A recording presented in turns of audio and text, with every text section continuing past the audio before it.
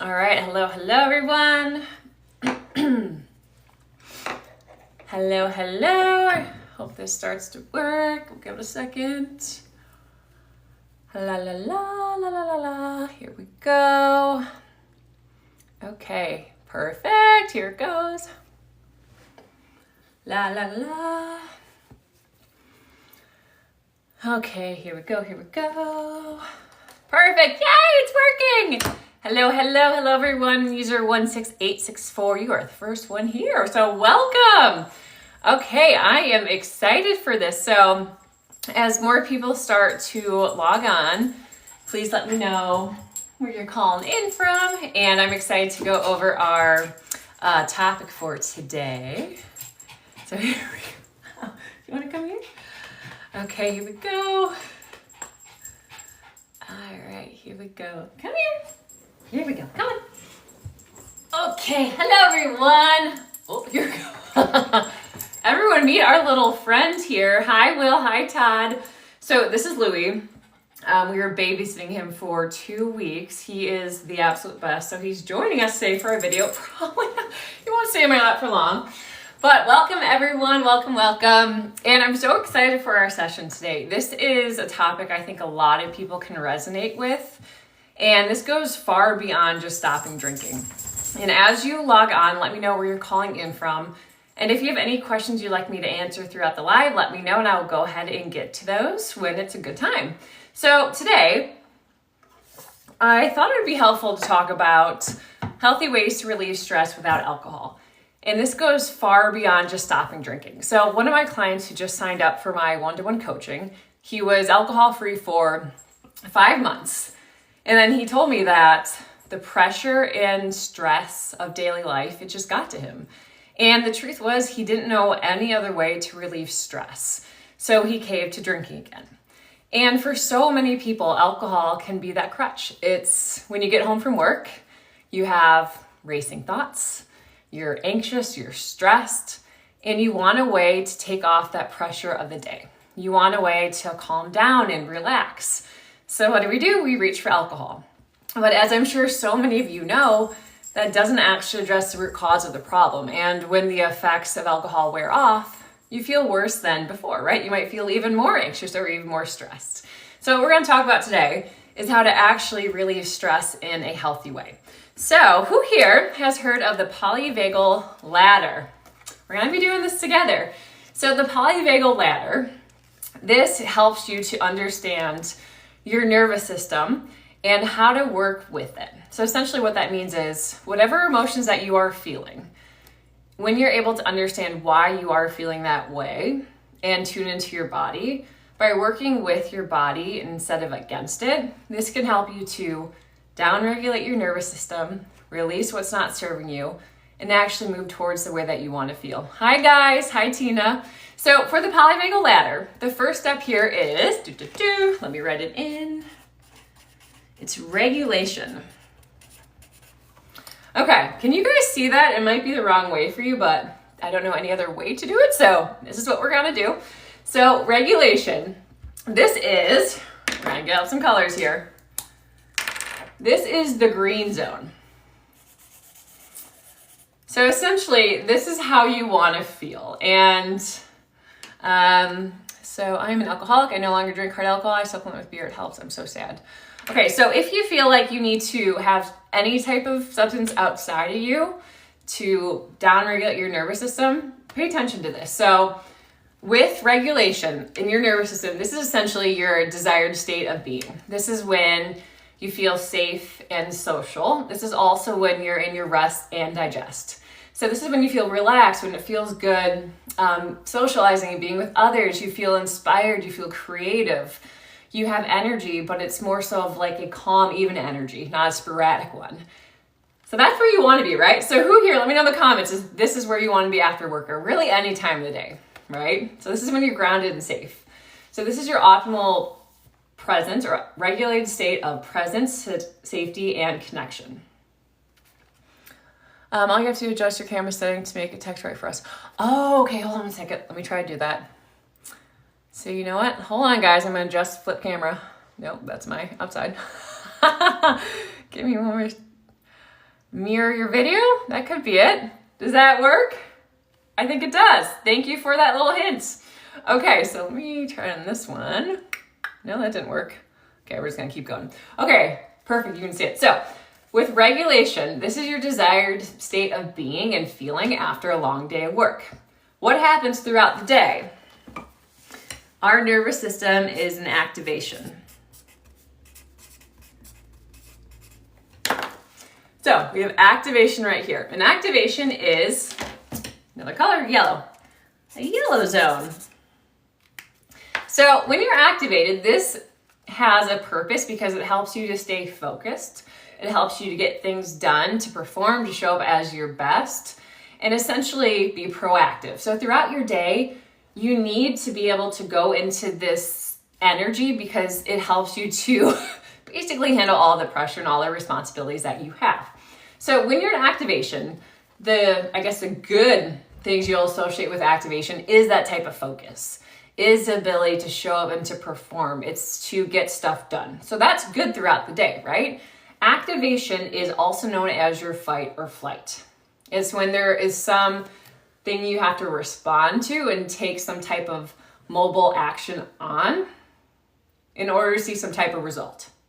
So when you think back to your caveman or cavewoman days, that could be when there's a perceived threat or harm. You would want to mobilize to move away from that. Nowadays, it could be anything like getting through an uncomfortable conversation, not getting in a car crash. It could be giving a presentation that you're nervous about. So all of these things that it requires you to show up and to perform and take some type of action, you are in activation, right? So when you're in activation, some of the things you might feel at the end of the day that are not beneficial are anxious. And let me know if you guys can resonate in the comments, say me or like, yep, feeling anxious. It could be having racing thoughts. It could be feeling like there's not enough time. It could be having tunnel vision and you're not able to relax and be with your family. You're just focused on work. So Nick, the topic of the discussion is healthy ways to relieve stress. So right now we're looking at activation. And when you're in activation, this is when you have to show up throughout the day. Your nervous system is activated to help you to get stuff done. So at the end of the day, when you have racing thoughts, when you're anxious, when you're overwhelmed, when you feel like you have to get this done now, right? You have to get this work thing done now. I can't wait. When you feel like you're overwhelmed, all these are signs that you're in activation. So at the end of the day, activation is not a desired state to be in, right? Because you've had a long day, you want to feel more calm. So what a lot of people do, what if I never feel like that? Well, I guess if you never feel like that, that could be a good thing. You could ask yourself, are you showing up in your life in a way that causes you to go out of your comfort zone? Do you have responsibilities that you have to take care of, this type of pressure, anything like that, anything that you have to show up for to get stuff done, that will require you to be in activation. So where a lot of people go wrong is when they're in activation, they think that drinking can help them to get that relief, right? To feel calm. And a big reason about why that happens is because big alcohol spends so much money. I need to look this up. They spend so much money on advertisements telling you that this is the solution, that alcohol is the quick fix to help you to feel better. And what happens is alcohol tricks our brain to make us feel like we're more relaxed, but essentially what it is doing is just lowering your awareness of how you're feeling. So if you're feeling overwhelmed, you're in activation. By the end of the day, when you go home and you drink, you are still in activation, but those symptoms, the awareness is not there as it used to be. It's lowered, right? You've numbed that awareness. So when the effects of alcohol wear off, you're still in activation. So those feelings that you have, that overwhelm, that anxiety, it's actually heightened because you're still in this type of response. And when you're in activation, this is also when you're stressed. Stress can be helpful because, like I said, it helps you to perform, to show up, to get stuff done. But too much stress can lead to chronic stress. So when that happens, when you're stressed too much, we go down here. So when you go down there, this is shutdown. So this is pretty self-explanatory. And this is normally a red. This is red zone, but I only have this kind of pinkish purple, I don't know what color that is. So this is shutdown. So when you're in shutdown, essentially this is when you have too much stress too often, or something happens that's outside of your ability to cope. So this is your body's defense mechanism, because whatever's going on, your body's saying, this is not safe. We do not have the skills to cope with this. So you go to shutdown, you become immobilized, right? And this has a type of need because it protects your body from going into any more trauma. So, what's going on here? Okay, so if you're stressed all the time, you need to look at where you're sitting in your nervous system. So when you're in shutdown, this can feel a lack of motivation. You can feel depressed, you can feel down, lacking interests. Really, it's about just being that like immobilized, right? So when you're in shutdown, there are different techniques you can use, and we could talk about that in a different live. Now I feel burnt out. So Nick, and anyone else listening, if you feel burnt out, that's because you're in activation for too long. So you had periods of chronic stress for too long, and because you were experiencing too much chronic stress, that overwhelmed your body and led to shutdown. So when you're in shutdown, what you need to look at is how can you respect your body's need to have this break from stress? Because you have overwhelmed your system to the point that it needs a break. I just took a nap. Is that shutdown? Well, I guess that could be many different things. But with shutdown, oh, you're welcome, Sierra. With shutdown, it's important to look at yourself like, okay, how can I give my body this time of disassociation and give it a break? Your body needs to restore. It needs to rest. So napping is one of those things that can help, but there could also be other factors to contribute to that. Normally when you're in shutdown, what I recommend doing is whatever your stressor is, asking yourself, okay, how can I limit this right now? What exactly is a priority right now? How can I take care of that? And then outside of that, how can I take a break? Hello there on Instagram. I have 2 screens going right now, so you might see me looking over here. So let me know if that makes sense. Who said that? Nick. Let me know if that makes sense. So if you're in burnout, what you want to do is allow yourself time to rest, very slow movement. So in order to get to regulation, you can't just go from shutdown here. You can't jump the ladder. Why it's a ladder is because you have to move from one step up to the next. So shutdown is being immobilized. Hi from Florida. Activation is when you're moving. So Nick and anyone else who's burnt out, with shutdown, you have to ask yourself, how can I rest and give my body this time to recover? And you will know what feels right. This is different for everyone. Whenever I'm in shutdown, when I'm burnt out, I normally take like a weekend if I can, just to spend more time outside, do extra meditation, spending time away from any type of screens or any type of input or noise. I guess this is input, but this is good input. Like TV, social media, music. Anytime you can limit the amount of information that you're taking in can help you to restore in that shutdown. So that's what I would recommend right here is take this time and shut down, allow your body that space to process, to restore, and to rest. But once you take that time to go slow, Nick and everyone else who's watching, hi Alec, I'm happy this resonates, you will start to feel some type of energy. So you're in shutdown. Ooh, this is backwards for me now. It's kind of weird. You're here. I can't wait until the snow goes away so I can enjoy nature again. Yeah, so Nick, I used to live in Michigan. And then my husband and I now moved to North Carolina. It was 60 degrees out today, or it still is gorgeous. So I understand how that seasonal weather can make it hard, but even just doing meditation, anything just to support your body and processing these emotions is what's beneficial. So when you take the time to do that in shutdown, you'll start to feel more, oh, Alec, that's so sweet. I'm going to screenshot that because I love that so much. Alex said, thanks to your book, I'm a different person. Yay! I love that. So I talk about this more in my book too, not to this depth, but it's a good intro.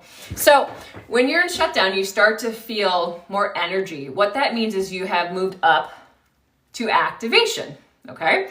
Activation is a state of being active. It's mobilization.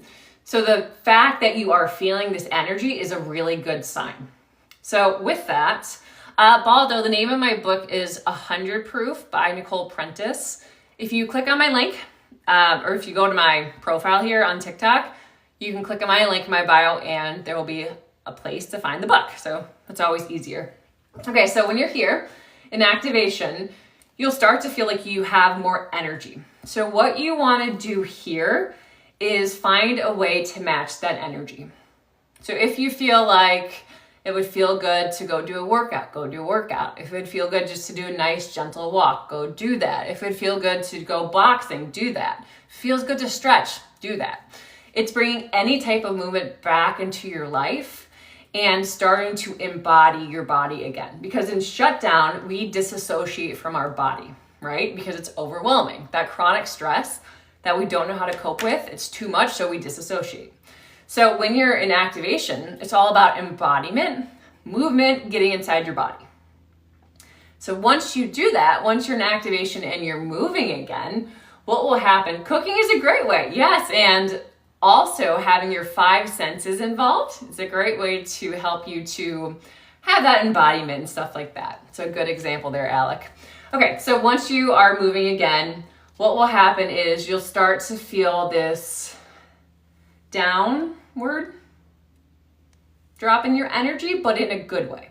So when you're in shutdown, it's like a crash, but when you're in activation and you feel like you're starting to feel more relaxed, that means you're going up towards regulation. So let me know if this makes sense, everyone.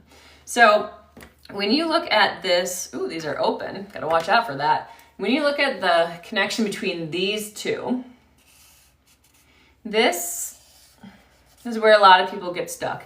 Yes, shutdown is so real, and especially in our society because, let's face it, we glamorize working and we prioritize like getting stuff done and being successful. So when you always have that pressure to show up and to achieve and to provide, especially for men, that's a lot of pressure on your shoulders. So without having these healthy tools to manage that stress, a lot of us spend a lot of time in shutdown, and alcohol can be a way to cope. You can also use other things like social media, TV, overworking out. These are all coping mechanisms that help when you don't know how to process your emotions. And this is something I go deep with my clients because the truth is, being able to process your emotions is a very easy and intuitive process, but for so many of us, we just haven't been taught the skills to do this. So this is what I help my clients with. Not only helping them stop drinking, but helping them to learn how to process their emotions, how to surf the waves of life. Because the truth is, the waves are never going to stop. But being able to have the emotional resilience and having the tools to surf them is what it's all about. So if that's of interest to you, feel free to send me a message and we can chat more. But back to this. So when you're in activation, what you want to do right here is focus on down-regulating your nervous system. There are a few quick things we can do here. And when it comes to working with the polyvagal ladder and your emotions, there are proactive and reactive tools. So proactive tools are there when you need them in the moment. I'm sorry, nope, that's wrong. Proactive tools are there for you to build a habit. It's your daily morning routine, your daily meditation, and it's important to have these proactive habits because what they help you to do is to create a greater energetic capacity to heal your emotions. And this is kind of going to the science. The vagus nerve is 85% of your parasympathetic nervous system, which is regulation, right? So when you think about being able to recover quicker from stress, the more reps that you have being in your body, managing your emotions, the more that you do that, the quicker that you can recover. And that's what's really important is not only having the tools when you need them, but having this practice so your baseline of how fast you can respond to stress, it's faster, right? You have that knowledge, you have the skills, and your body knows how to recover quicker. So those are your proactive.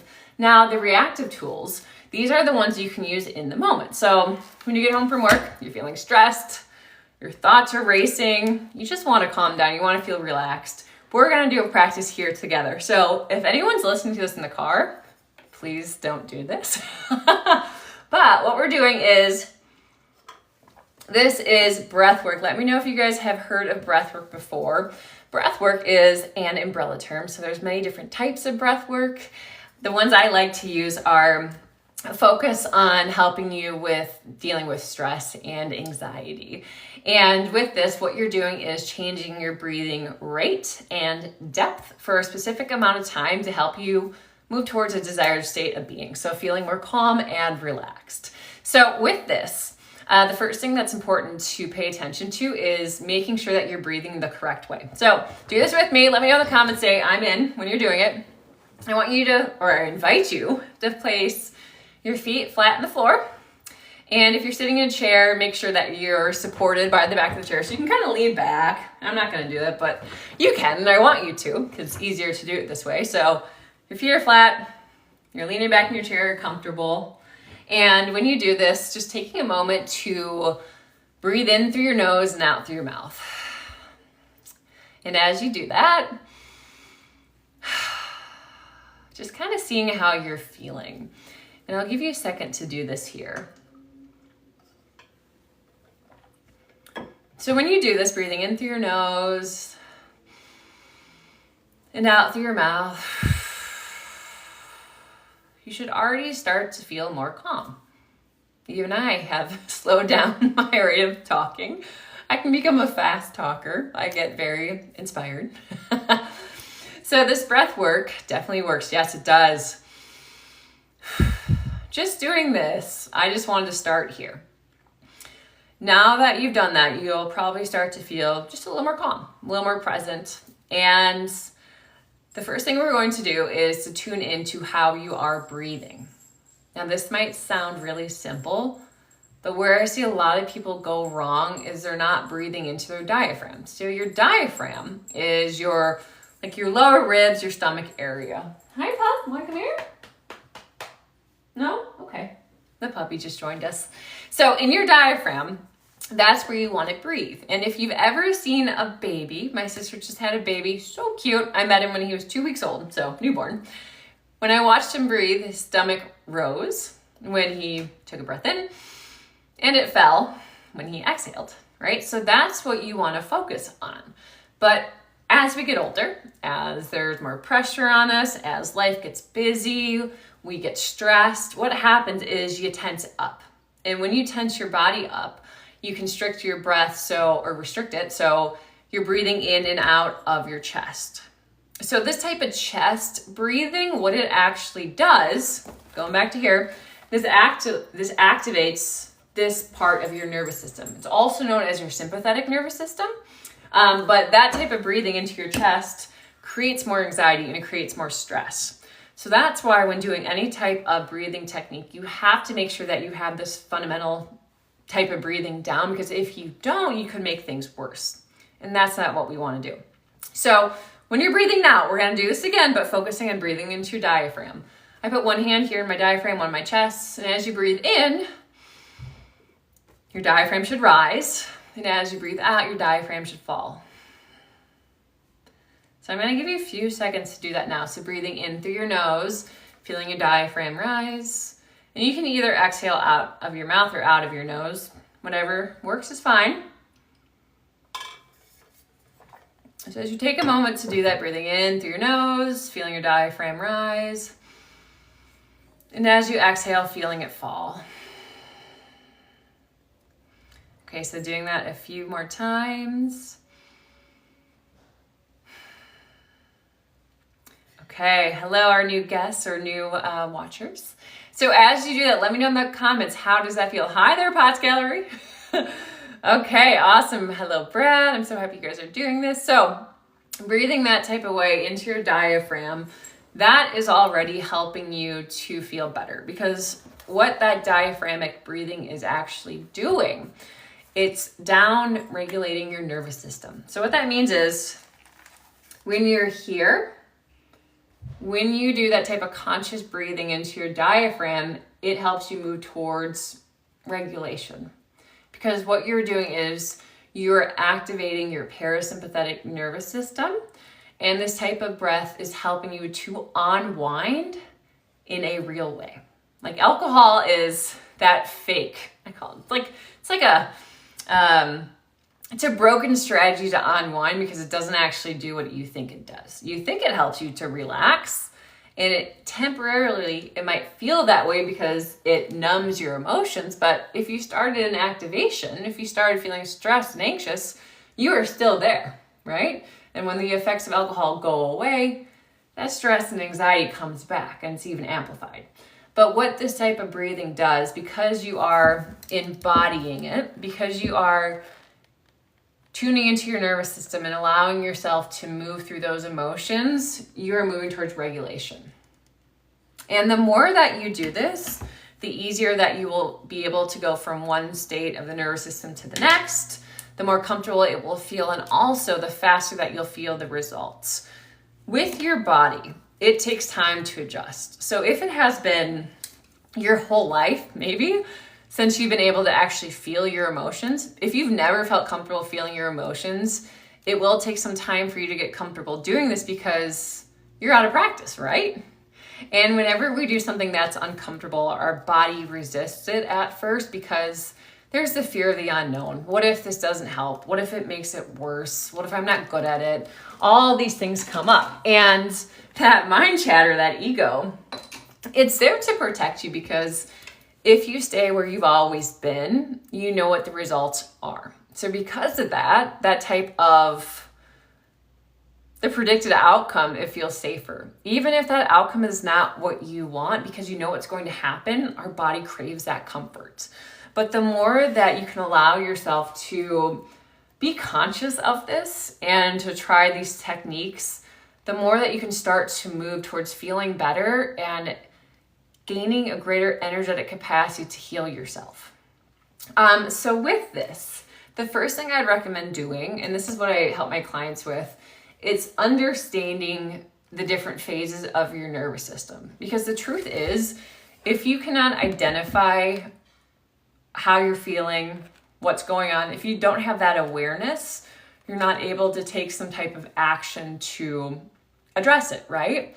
You first have to start with that awareness. And I discovered the polyvagal theory 3 years into my alcohol-free journey. So in that time, in those first 3 years, I was going deep into healing with breath work, meditation, tapping, journaling, coaching. And I had a really good understanding of like what I was feeling when, but it still felt kind of confusing until I put this here because it gives you a roadmap. Because let's face it, healing is like, it's like this, you know? One day you're great, the other day is like, oh no, it keeps going up and down. And it can feel overwhelming and it can feel like you don't know what you're doing. You might feel like you don't know if you're doing it the right way. And it can create a lot of questions. But when we're able to look at a framework and have the clarity about why we're feeling what, just having that understanding is huge. Because when you have that clarity, it takes out the guesswork. And what I do with my clients, I create a custom toolkit for them so they know what each stage is for them, what the signs are, what the symptoms are, and then what the tools are to use to help them navigate through that ladder. And that's what's really important. It's having that awareness of where you are, but then finding out what is best for you. What tools can you use to help you move through it? And the tools are different at every stage. But once you figure out this process, you're good. It's like let's think about building a business. It's like you have this roadmap and it's tried and tested and you worked with the mentor to figure out the kinks and you found what works for you. Rinse and repeat, right? It's something that's reliable that you can come back to. It takes the guesswork out of it and it makes it simple. I'm a healing minimalist. I heard that term somewhere and I use it because I love it. You should not overcomplicate your healing. And I have done this like in the beginning of my journey where I'm like, oh, this meditation is cool. Oh, look at this one. Look at that breath work. Look at this book. It's almost like having shiny object syndrome when it comes to healing because there's so many fun modalities and tools that you can try, but overwhelm will keep you from taking action. And when it comes to healing, it's looking at what are the small things that you can do that can make the biggest difference. And that's what I focus on with my clients. It's thinking like, okay, if you just have 5 minutes a day to focus on your mental and emotional health, what is that one thing or one tool you can use that will make the biggest difference? And that's what I recommend everyone just to consider. It's thinking about how can you quiet the noise and what is the one thing that you can do that can make the biggest difference? Because it's more about the reps. Think about working out. Like when you first start in the gym, at first it's painful. You might not have the correct form. You'll be so sore after. And then as you keep going, it will get better, right? You'll understand the form. You'll feel more confident. You might start to see some muscle. Maybe you'll start to grab more weight, right? Doing my curls here. You'll have more weight. You'll work out more. You'll start to get stronger. Your confidence in the gym will go up. The same goes with healing. It's looking at how can you get more time using these types of tools. And they might feel uncomfortable at first. It might feel uncomfortable to feel your emotions. It was for me. And when you remove alcohol, let me know if you guys can resonate with this. When I stopped drinking, I had the mindset that everything would be so much better. And a lot of it was, right? There were a lot of things that instantly improved because I wasn't drinking. However, a big part that was hard was you start to feel your emotions and you really feel them. There's no numbing. Of course, you could numb with other things, other vices, but I didn't do that. I was, I guess, emotionally sober. I was feeling everything and allowing myself to experience just what being alive was and like the experience of life. And that was hard because being that vulnerable to your emotions, it took a lot of courage and it was uncomfortable, but I learned how to feel comfortable being uncomfortable and growing into that being my new normal. Austin said, same, all in on feeling it. It was hard. Yeah. I heard someone say, oh, I'm going to forget her name. It's another sober influencer. She said, drinking is easy, but then it's hard, right? Because all the stuff we were avoiding, one day you will have to meet it. But being sober to your emotions, it's hard at first because you actually have to address it head on, but then it gets easy. And take a moment to think of it that way. It's all about perspective. Would you rather deal with something head on and just work through it, deal with it and move on? Or would you rather kick it down the road, let it amplify a bit, let it grow even more intense, and then eventually one day you'll have to face it. And normally you have to face it when it's not a convenient time, right? It's normally way more intense. So if you think of it that way, I think that changes things completely. And that was like a big aha moment for me. Like when I was still drinking, I was mainly a social drinker. Like I'd go on the weekends with my friends. And at first it was a social habit, but then I was using it to cope because I was unhappy with my life and I was feeling stuck. Those feelings, didn't know what to do with them. So the booze helped distract me from those emotions I didn't want to deal with. But when I stopped drinking, those feelings I had before, they were still there. And I realized for a few years, I just kept kicking them down the road and they kept getting worse. And of course there was guilt stacked on top of it. And it just was like that problem that maybe started off like this, it grew into this. So when you're able to pick it up and kaboom, yeah, blast through it. When you're able to understand that, you will have to go through it someday, one day. It is inevitable. Facing it head on is so much better.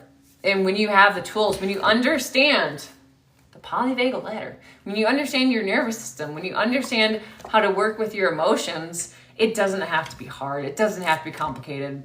Most of what I do nowadays to process my emotions is just sitting and breathing for like 10 minutes. And I've been doing this for 4 years, so I know I have a lot of practice, but it can be very simple. It's just about getting into the habit, the practice, having the support to know how to do what's best for you can help you to get started with this. But yeah, definitely facing it head on. And I know we kind of took a detour from what I started off with, but I think the main thing I want to share with this, and let me know if you guys have any questions before I wrap up, is anytime you're reaching for anything outside of you to help, to heal, to relieve stress, to avoid something, that's not actually addressing it. So what happens is it makes this worse off down the road because it's still there. It's gotten bigger, right? It's amplified, and you will have to face it head on. So anytime you reach outside of yourself, knowing that that's not actually going to help you in the long run, when you can learn how to embody how you're feeling.